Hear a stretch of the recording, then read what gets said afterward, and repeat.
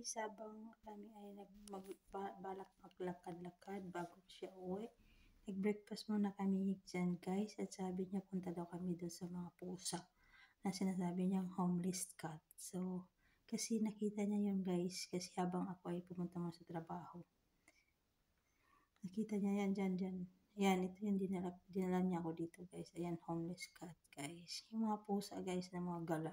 Iniipon-ipon nila dyan ng mga Maltese. So, ibang mga taga-Maltese guys, nagdala sila ng mga kumot para lang sa pusa. Pero dyan ang mga pusa guys, ang lilinis ng pusa guys.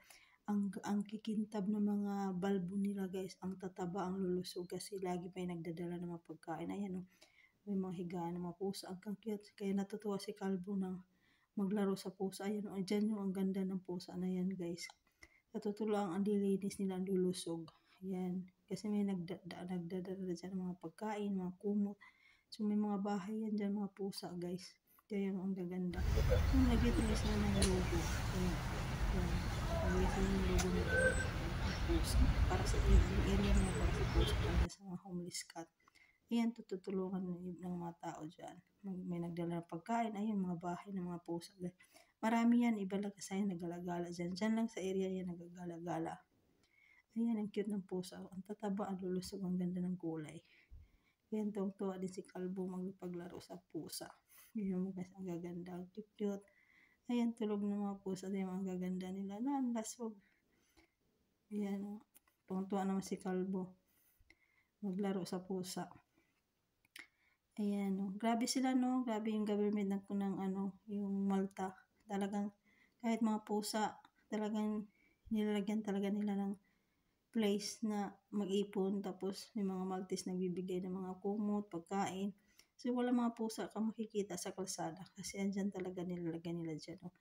Yan bahay sa pusa. Dadami yan guys, marami yan.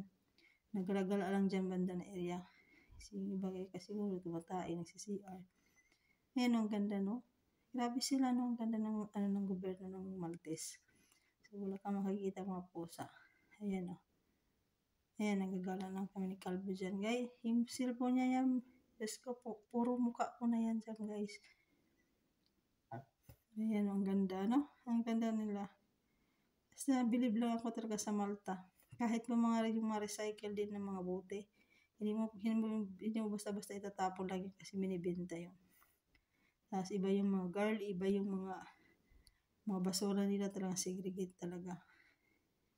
Ayan guys, lumabas na kami, tapos na kami dun sa pusa, gagala na kami dyan, selfie na. Ayan si Kalbo, wala nang ginagawa kundi mukha ko na lang ang nasa cellphone niya.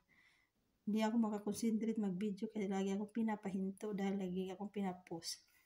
Kung hindi ka na ba nagsasawa sa mukha ko, lagi na lang yan, tuwing ganda ng picture. Hinto, picture, hinto, picture, hinto. Ayan, baba kami dyan sa pinakababa. Ayan. O diba guys, ayan. Pinahinto niya yung cellphone ko. Ay pag video ko kasi mag-selfie kami. Ayan, puno na yan. Ayan si Kalbo. Wala nang ginagawa ko na mag-selfie yan. Puro mukha ko na yung nasa cellphone niya. Hindi ko ba ba't hindi pa niya dinidelete yung mga nakaraan na. Andyan pa rin nag-upo